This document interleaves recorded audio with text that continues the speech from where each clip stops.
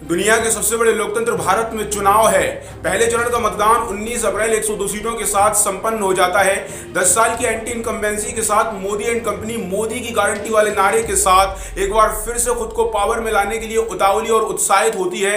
दूसरी तरफ India alliance घोषणा करता है कि ये चुनाव उनके लिए संविधान बचाने का है। चुनाव जीतने के लिए विभिन्न प्रकार के नैरेटिव सेट किए जाते हैं। किसी भी नैरेटिव को सेट करने का पैमाना क्षेत्रीय परिस्थितियों के आधार पर निर्धारित किया जाता है और भाजपा के लिए ये क्षेत्र होता है घनी मुस्लिम आबादी वाला वेस्टर्न यूपी। यहाँ रामपुर, सहारनपुर, मुरादाबाद, कैराना और कई अन्य क्षेत्रों में बीजेपी अपनी पॉलिटिकल पिच ड्रॉ करती है। ध्रुवीकरण की राजनीति के लिए कम्युनल टोन सेट की जाती है। कई प्रमुख नेताओं द्वारा विवादास्पद बयान दिए जाते हैं। बुनियादी मुद्दों को किनारे कर धार्मिक या जातीय मुद्दों को हवा दी जाती है। इस तरह के बयानों से कम्युनल हार्मनी को पूरी तरह क्षतिग्रस्त कर दिया जाता है, लेकिन पॉलिटिकल गेन में एक बड़ा उछाल आता है। भाजपा द्वारा संचालित इन धार्मिक और ध्रुवीकरण से ग्रस्त पिचों पर विपक्ष पूरी तरह बेबस और बेदम हो जाता है। इस तरह भारतीय जनता पार्टी को बड़ा पॉलिटिकल गेन होता है और इस तरह की रणनीति इनके प्रोपेगेंडा का मुख्य हिस्सा होती है। इस बीच वेस्टर्न यूपी का कैराना, जिसको हिंदू पलायन का अभियुक्त माना जाता है, एक चमत्कार होता है जिसको इकरा चमत्कार कहा जा सकता है।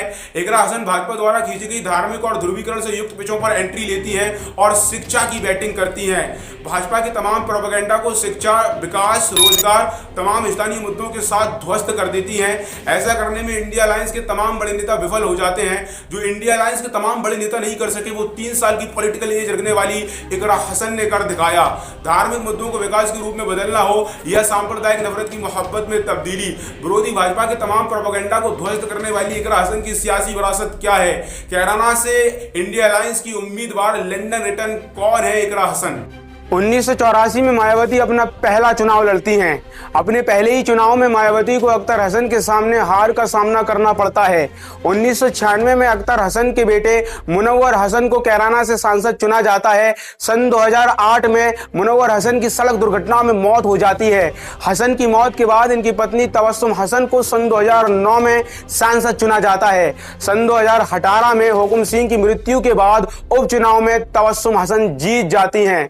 तबस्सुम हसन के बेटे 3 बार के विधायक नाहिद हसन को गैंगस्टर एक्ट में जेल भेज दिया जाता है। यहीं से एंट्री होती है नाहिद हसन की बहन तबस्सुम और मुनव्वर की बेटी माया को पराजित करने वाले अख्तर हसन की पोती इकरा हसन की।